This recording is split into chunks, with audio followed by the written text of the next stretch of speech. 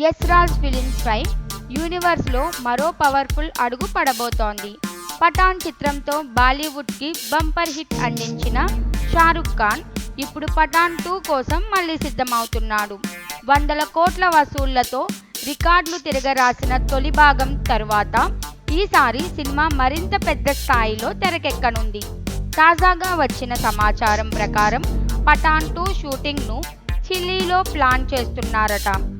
కథకు అవసరమైన రిచ్ లొకేషన్ల కోసం అక్కడ అనుమతుల కోసం ప్రయత్నాలు జరుగుతున్నాయి.